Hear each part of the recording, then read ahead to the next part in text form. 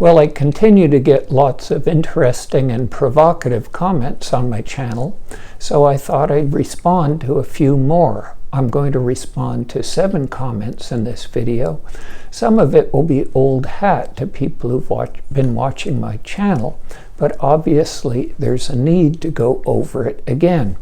Hello, I'm John Foster. I'm a medical doctor who does Social Security disability exams, and as usual, everything I say reflects my own opinions based on my own experience and study, and not the opinions of the Social Security Administration or any other medical body. Now, the first comment was a person who wrote that they had fetal alcohol syndrome and wanted to know if they would qualify for disability. And if you've been watching my videos, you know that this is the wrong question. Disability, except for some rare instances, doesn't depend on the diagnosis. It depends on the medical problems a person has and how they limit their ability to work. Fetal alcohol syndrome, which is problems that occur in the womb due to heavy alcohol drinking by the mother, can cause all sorts of issues and any combination of issues. Those issues include the person being short or small, not growing well as an infant or child, having a small brain and cranial vault, which is called microcephaly, having deformities of the face, and nervous system damage, including intellectual impairment, lack of coordination, problems controlling behavior, also hearing loss, problems with vision or even complete blindness, and problems with the neck. When you're trying to find out if you would qualify for disability, you must focus on your medical problems and how they limit your ability to work. The second comment was a complaint that you can get disability if you're fat. Well, that's not true today. It used to be possible to get approved for Social Security disability if you were severely obese, but Social Security has eliminated that listing. You can qualify if this obesity causes medical problems that limit your ability to work, such as arthritis in the hips or knees, or heart failure, or other significant medical problems, but being obese alone will not qualify for disability. And if you're finding this interesting, you might want to subscribe to my channel. I generally post one disability-related video a week. The third comment was about the fact that a person's personal doctor had guaranteed that they would be found disabled. And that is almost always a mistake. Your doctor can't guarantee that you will be found disabled. Before every disability exam, I explain to the patient that I don't make the final decision whether they qualify for disability or not. Only the personnel at the Social Security Administration can make that decision. The fourth comment was a person asking about whether they would have to have a rectal exam during their disability exam. And the simple answer is no. I've gone over this before, but it bears repeating. You don't have to undress or reveal any private or embarrassing area of your body for a disability exam. But from time to time, I get people with problems, such as problems with their genital area or anus or breasts in women. And what I tell them is, if I can actually see the problem, I can write a better description that will help their disability claim, but it's up to them whether they want to undress or not. With women, I always have a female medical assistant in the room. And so far, in my 7th year of doing disability exams, I've never had somebody refuse when I put it to them that way. Now, it's important that in disability exams, only the outside of the body is examined. We do not do pelvic exams in women or rectal exams in men or women. It's not common, but sometimes I get women with internal gynecological problems that are contributing to their disability. One such woman had fibroids of the uterus and had severe, almost constant uterine bleeding, to the point where she'd had to be admitted multiple times to the hospital and had required multiple blood transfusions.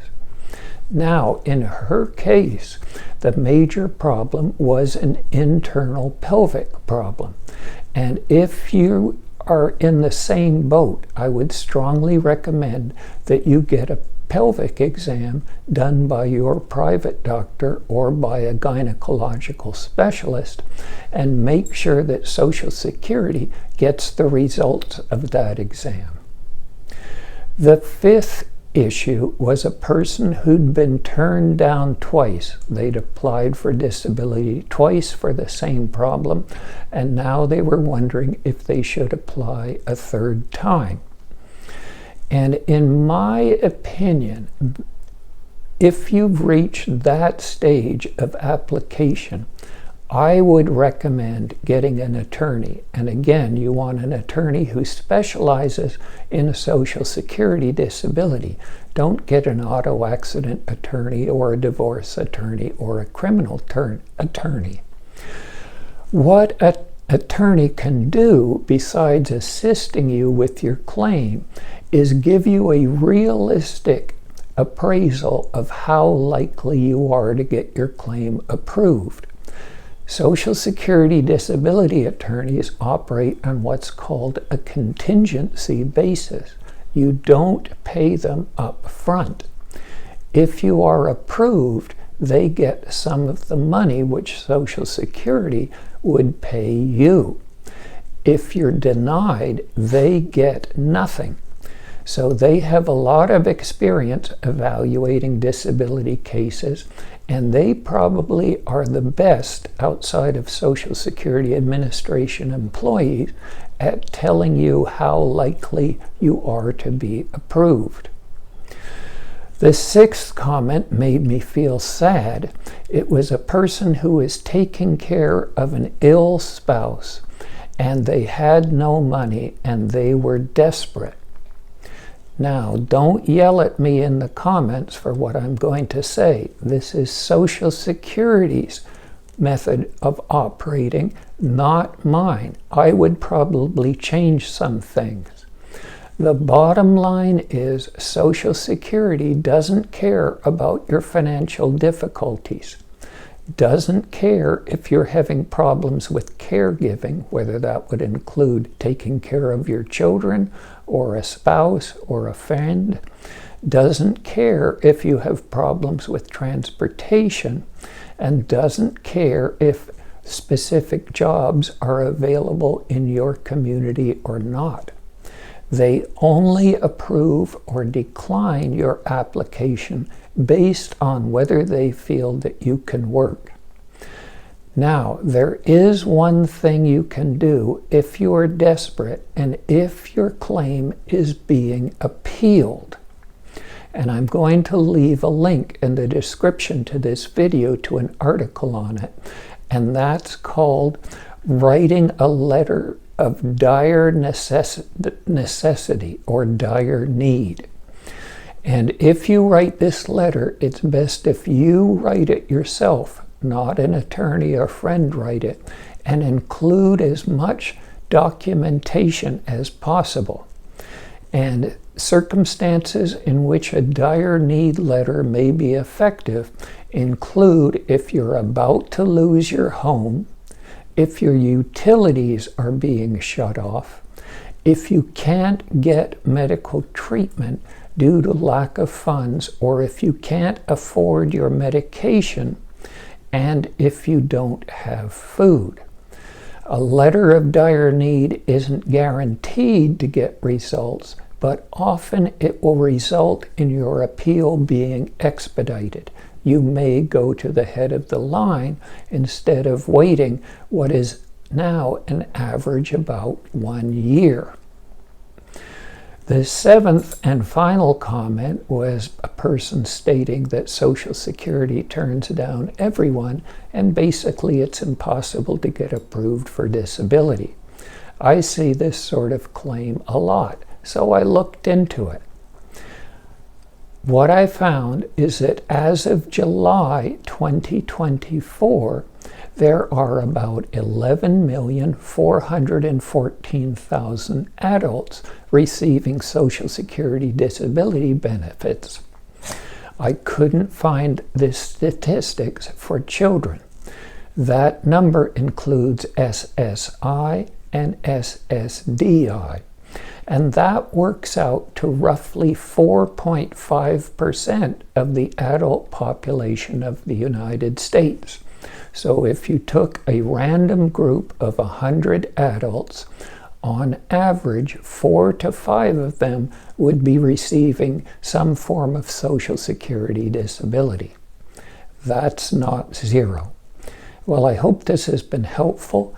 If you have more comments or questions, please post them. And as always, remember, if it happens, it's possible.